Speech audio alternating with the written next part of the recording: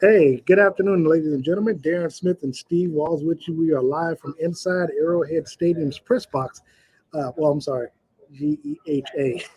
inside Arrowhead Stadium in the press box as we get you set here with the afternoon gridiron. Of course, this is also our Chiefs pregame cheat sheet, getting you together for today's afternoon ball game between the Kansas City Chiefs and the Green Bay Packers. Kickoff is about 3:25. We're a little under an hour away. Steve, first of all, how are you doing today?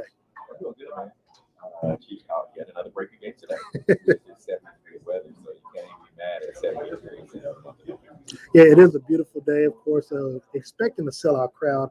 Obviously, the big story as we enter into today's ball game is the absence of one Packers quarterback, Aaron Rodgers, who, of course, tested positive for COVID on last Wednesday. He's out at least through next Saturday.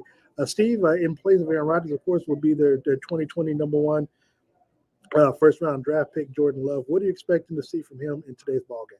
It's going to be interesting because Jordan Love has not taken a snap in a regular season game in his short-lived career here yet, and even in this NFL season. So I'm interested to know what Steve Spagnuolo is going to do on defense. I know we've seen Jordan Love glimpses of him in preseason, but it's still Aaron Rodgers' team. Now, will he be able to command the offense like Aaron Rodgers does is yet to be seen. However, he did the one benefit on the Packers side of things is that he was there in the offseason when Aaron Rodgers was not. So he's developed a little bit of a chemistry with these players, however, just not in the regular season. So I think there'll be some pregame jitters for him during opening kickoff. Well, one thing we can expect is that Kansas City's crowd will be loud and they will get in the man's ear. I don't think he's ever experienced the type of atmosphere that he's going to have in today's ball game against the Kansas City Chiefs. Also, other news of note is that the three players that were out in last week's game, including Devontae Adams and Lazard, they are back in today's ball game. For Kansas City, of course, they will also have the debut of a new defensive linebacker in the mode of Melvin Ingram, who they acquired in a trade from the Pittsburgh Steelers this past week. He is expected to get to see a lot of playing time today, according to Andy Reid on Friday when he spoke to the media. Steve, what are your expectations of Melvin Ingram as he joins this defensive front line? Well, first of all, he talks to the game. Let's just say that first off. Now, as far as his play goes, the thing I'm most concerned about with Melvin Ingram is that is he the same player that he was when he was with the Chargers? I don't care about what he did while with the Pittsburgh Steelers, right? I want to know, is he the guy that was a Pro Bowl caliber All Pro while he was with the Chargers, LA Chargers now? I feel like, even with what Danny said, the fact that he's going to be able to play today, okay, he said that, but how many snaps will he actually get? We know Steve Spagnuolo, his scheme is rather complex. All the guys have said that, even when they've been in his system for this is the third year. Now Melvin Ingram is coming in fresh face, but the good thing about it is he's not like one Josh Gordon where he's been away from football, and I believe when you're a wide receiver, it takes a little bit more of an understanding on the offense and the complexity of what to do. Now Melvin Ingram on the flip side of that is basically see ball, keep ball. Go after the quarterback. That's what we need you to do. We need you to do that bookend where you got Chris Jones and Frank Clark down with you. Just go after the ball, and I think that's what they're going to do. Steve, we're going to take a quick time out. We're saying I'm having people say they're not hearing any audio, so we're going to check on that right quick. And when we come back, we'll talk more about this ball game. We'll be right back after this timeout.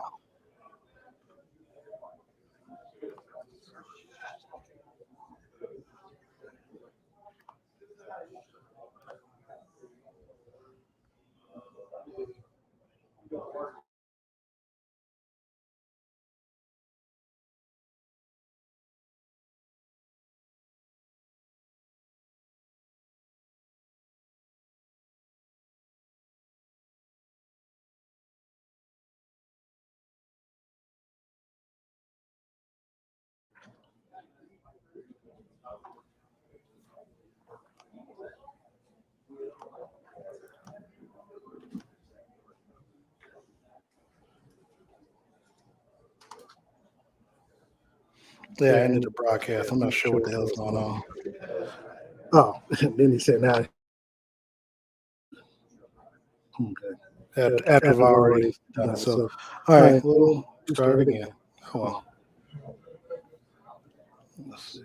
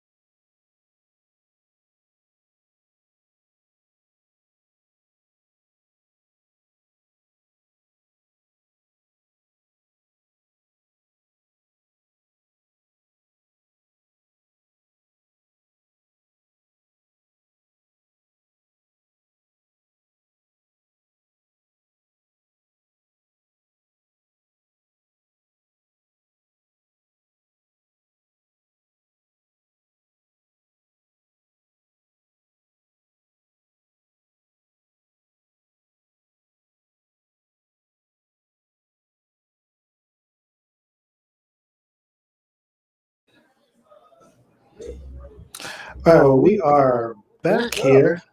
Let's see. Yeah, we've got a special guest that's about to join us right now.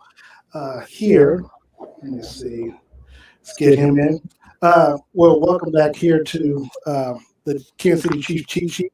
Darren Smith, Steve Walls, and we are going to be joined You go, Mr. Sir. We've got with the ESPN's Jeff Darlington joining us. Well, I'm gonna move this camera back a little bit so folks can see. What's going on? No. Chris, well, first of all, thank you so much for taking some time out of your schedule to join us today. Wanted to know briefly when you talked to Patrick last week, knowing about the struggles that he's had over the last month and a half, did you get a sense in your interview with him prior to the Monday night game that that's been affecting his play? So I actually was really impressed with his demeanor when I talked to him. Like, a lot of times when guys start to fight adversity for the first time and you start to hear the criticism and people start to come out against them, you sort of see a player become a little bit jaded, maybe a little cynical, and almost to a degree that's off-putting. He didn't have that at all. Like, he very clearly recognized, like, this is a problem that our team has right now, and we need to fight through it. And even said at one point, he was like sitting forward in his chair, like, you felt it. Like, I don't know. I'm not trying to be some psychologist here. I felt like his energy was exactly where you want a guy to be, because I would imagine in the locker room, those guys feel that, and if a guy starts to kind of do the whole like haters gonna hate thing, and I didn't have that, and I kind of like that demeanor from him. Have you, just in your time covering the National Football League, have you seen a quarterback, with caliber of Patrick that's had some of the regression that he's had over this past season? I mean, they've all had it. Tom Brady's had it. Like, you look at some of his tough seasons when the infamous on to Kansas City line. Or on to Cincinnati. It was after the Kansas City game. The Kansas City Monday night game. I mean, guys have it, and you write them off, and guess what? I will not be one of those people. It's like, there are generational talents. Yeah, exactly. And there's generational talents, and Patrick Mahomes is one of them. So if he has a stretch that he's got to figure out, like, okay, teams are playing, two safeties over the top, and they're starting to play Travis with the cornerback. Like, he's got. I just refuse to believe that person will not eventually figure that out. I agree. When you look at this team, and I hate to say they've fallen from grace, but obviously they've had. It's a tough. Okay, well, it's a tough deal. It's okay to say it too. Well, we have to have some therapy. It's okay to say if we become haters, go hate. So that's why we try to choose our words carefully. But seeing, we try to say, that obviously the talent is there. We know the talent that was there. But when you say that other teams have just gotten better, and not only have they gotten better, but they've gotten better to beat Kansas City specifically, especially in the AFC. Maybe it's so complicated because, like, that's where I'm so confused. That's actually what I said to Patrick at my first question during the interview. Is like, I think I speak for the sports world when I say, like, I'm confused. Like, I thought they were going to go undefeated this year. I was like, on the record before the season. See, I'm not the only one. So now, every time Freezing Cold takes, they use my post where I'm like, I think that they could go undefeated. But, there's a combination of things. But when you look at the roster, you're like, wow, it doesn't feel that different. Right. But then it's not like the Giants, an NFC team, are building their roster to play better against the Chiefs. But then the defensive coordinator says, we're going to play our big cornerback against Kelsey, and we're going to hold him down. And we're going to say, we'll take him out of it. We'll take Tyreek out of it. And I think teams are just going to start to try those different things. You got to have a third receiver option that's effective. You got to maybe put a little more, when Kareem was here playing running back, put yourself a big beast of running back there, and things might change a little bit too. There's some personnel that has changed. But by and large, I think that the confusing part is we look at the blueprint of this team, and it feels the same. We're joined by ESPN's NFL reporter Jeff Darlington here on the Chiefs Cheat Sheet live from Arrowhead Stadium. Another question that I posed to Eric Bieniemy about a month or so ago, and he kind of laughed it off, but everybody's kind of picked up on it since. Do you think that teams have caught up to the Chiefs' offense and Patrick Mahomes, or you just think, again, just what Tampa Bay put on film, that the Chiefs haven't been able to adapt to it after the Super Bowl? I still think it's somewhat personnel driven, like I was saying about the third receiver and the running back and all that. Because I don't think you catch up to Patrick. They only scored 3 points against Tennessee. I know, but Tennessee's a good team, and they've had some battles against Tennessee too. Yeah. So it's not like same with the Bills and the Ravens. Like it's not like. I mean, I guess the thing is that you're not going to play backyard football for his entire career. He's going to have to adapt and adjust. And one thing that Tom Brady went through, and he still talks about it, is that those first Super Bowls that he got were the easiest. And that actually sort of made it. He went a span. I can't remember how long. 10 years before his next. Yep. And he says that is probably his greatest accomplishment or the one he appreciated the most, because he's like, wow, I didn't realize how hard it was to actually do this. And I remember I talked to Patrick about that at one point, and I think he recognized it, but it's like, yeah, I'll be fine. I'm going to win 20 of these things. Right. But Tom Brady went through it too, and eventually he was going to. It's just now a matter of how they adjust. I know you mentioned Kareem Hunt, but another guy that a lot of people are mentioning is Sammy Watkins. How much do you feel like they've missed Sammy Watkins? They're having that third receiver. It's the third receiver. It's not necessarily. I mean, yes, give credit to Sammy, right? But like, look, I keep making the analogy to the Bucs because I do think there are these parallels between Tom and Patrick when we talk about generational players. That's the world that we're going to talk about Patrick in. But you look at his receivers, right? And when you have that third option, it changes things. You can't just shut down Travis and Tyreek. And for the past couple of years, they've had that. Right. Whether it's Sammy or not just Sammy, who's Hardman. Yeah, Hardman. Demarcus Robinson. So if you got to have that. And again, I don't think we should overstate. I keep saying it, but the running game. And a lot of people don't realize that Patrick has bailed this team out a lot and has had really no one that stepped up, whether it be a third receiver, running back, or Travis, Tyreek, anybody like that. That's really maybe able to step up when he's not played well this season. The turnovers are killer, and he's got to cut that out. I know it's easier said than done. Yeah. But I mean, so before the Giants game. And I'm sure it's not the case. It maybe not the case anymore. But they were averaging their points per drive on the season were higher. Points per drive on offense. Yeah. Digest this. Were higher than any team in NFL history, other than the 2007 Patriots, the historic 2007 Patriots. Mm-hmm. So think about that. I mean, like, while this team was battling all this criticism and adversity, deservedly so, they were still generating points. Right. And that, again, is the confounding, the thing that's so confusing. You have a defense that's struggling. You have too many turnovers. Like, if you take one of those things away, this team is probably a two-loss team at this point. Yeah, no, and Patrick and the players said, and we kind of, obviously the if factor when it comes to a lot of things, but obviously if the players just don't shoot themselves in the foot with the turnovers, Patrick not throwing the interceptions, taking the sack here and there instead of throwing, and then of course Clyde was there fumbling twice in those back-to-back games. If ifs were fifths, we'd all be drunk. Yeah, I'm trying to tell you. We won't do the other. Right. Aunts and uncles. Yeah, exactly. But so look, we look at today's ball game. I do want to touch on this. Your thoughts on Aaron Rodgers being unvaccinated, missing today's ball game, catching COVID. Well, it's funny because you talk to the Packers, as I did this week, some different people in the organization, and it's like they do recognize that this is an opportunity to see Jordan Love. That's what we want. And one in which you're not talking about an injured player in Aaron Rodgers. It's not like he's not going to be back. You know he's coming back. So you kind of get a look. Like, there is a weird silver lining in this. You're 7-1. You have padding. You have the tie for the best record in the NFL. So, I mean, there's some good in this. Like, it's not a great situation with Aaron, and there's some frustration there for sure.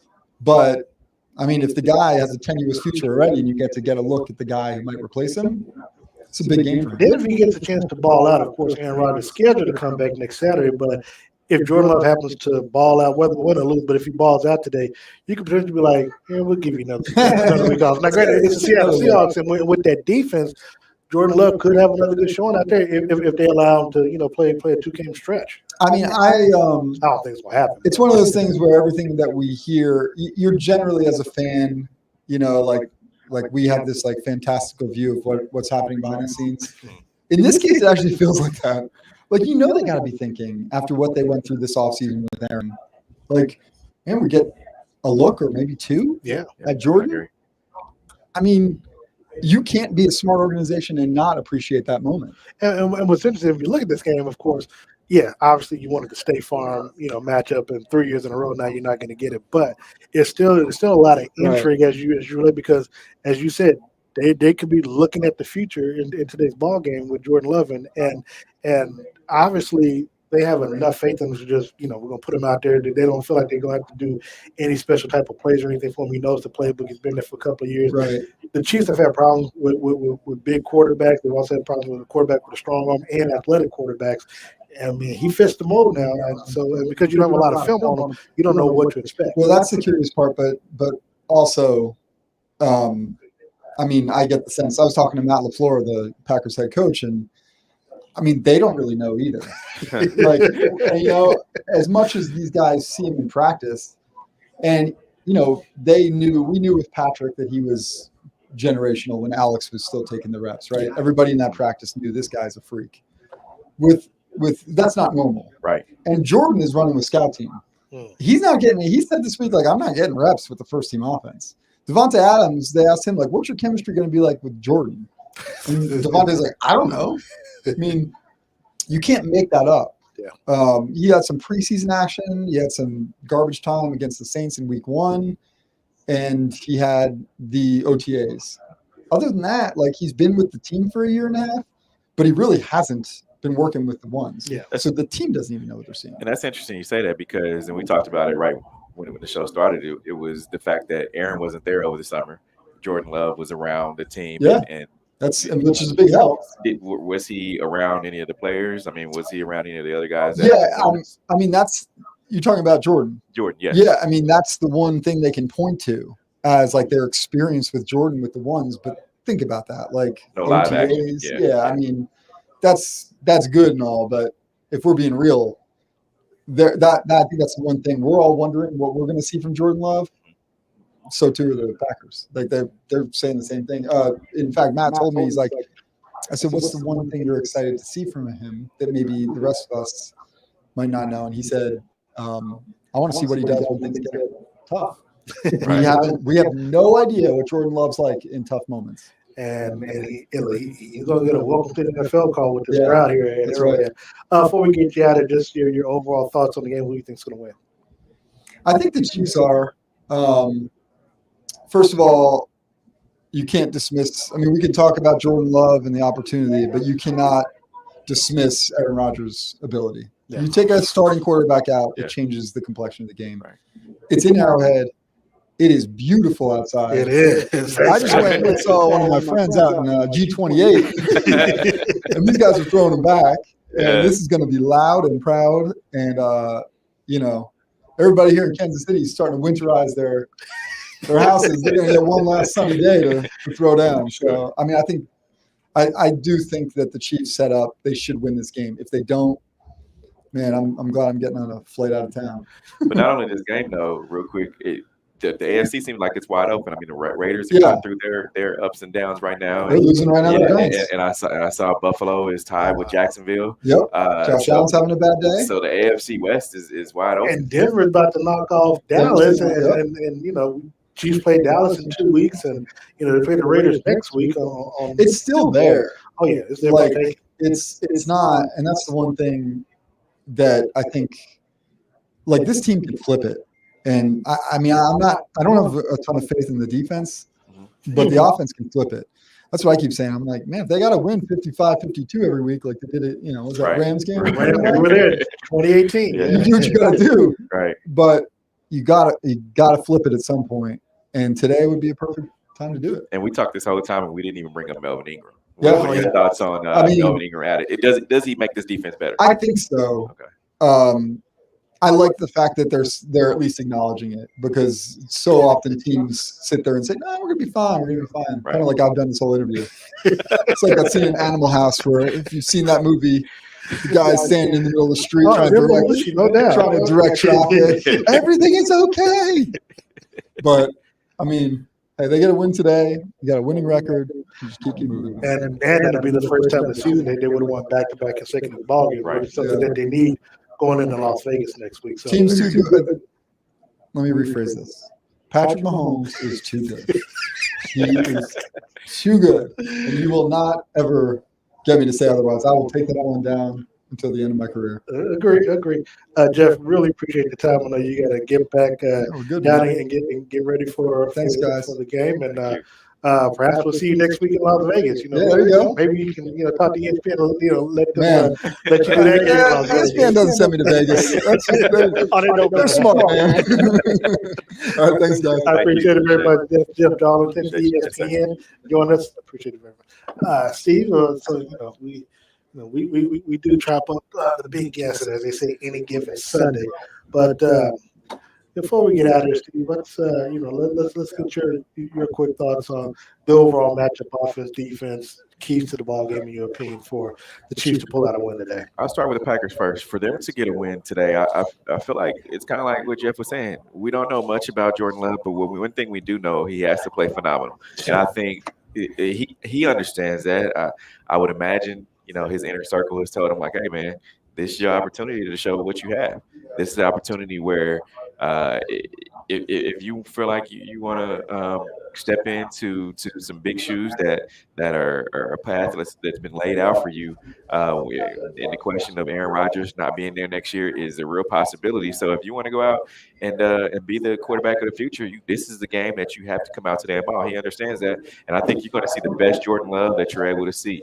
And their defense, I mean, they have to shut down Patrick Mahomes. That's just it. Now the Chiefs side of things, I feel like their defense is going to try to get after Jordan Love. The Spags is going to throw some of those blitzes that he hasn't seen. And I know Spags said earlier this week that you just can't always bring the house. Well, that's what they're going to do. You have a guy like Jordan Love who hasn't seen regular game action since week 1, which it was garbage time, but. You have to throw some things at him that he's been like, whoa, I wasn't prepared for that, or some things that you've seen on film, but you don't understand what it's really like until the Bears right there in front of you, right? So I think the defense really has to get after the quarterback and show what they can do, because you've added Melvin Ingram now. This is some time where Chris Jones is able to get a stat-padded game, also Frank Clark, and build some chemistry with Melvin Ingram. So and also Anthony Hitchens is coming back. So this will be the first game where you're able to have all of your starters back and ready to go. And then on the offensive side of the ball, Patrick Mahomes just has to be Patrick Mahomes. Don't try to do too much. Don't drive the ball all the way down. But isn't that Patrick Mahomes? Well, not really, because the games that we've seen in 2018 and 2019 for the Super Bowl run, he wasn't really, and it took a minute for me to really understand. He wasn't doing too much.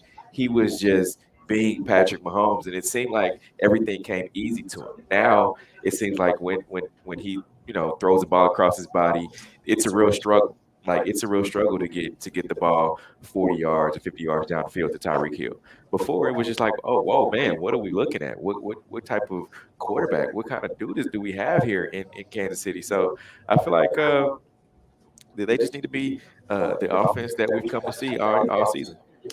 I do believe Kansas City pulls out the win. Now, had Aaron Rodgers been playing in today's ball game, I did have the Packers winning. Look, with Jordan Love, they can still probably make the game competitive. I'm taking the Packers with the points. I'm giving them the points. Oh, so you're not going to change your pick like you said you were going to do? No? Yeah, I'm changing my pick. No. I got the Chiefs winning, but I'm still going +7 with Green Bay. So Green Bay can lose this game, but lose by 7 or less. Okay. And if they win, then I've won anyway. Gotcha. So be that as it may, I do see again. Key for Kansas City is going to be make sure they don't turn the ball over, as we've always said. Don't turn the ball over. And B, can the defense create turnovers? Can they actually give the offense an extra possession? Just for people who may not know, the Raiders did fall in today's ball game, 23-16 to the New York Football Giants. So again, opportunities abound for Kansas City. Chiefs go out there and win next week. They have the tiebreaker.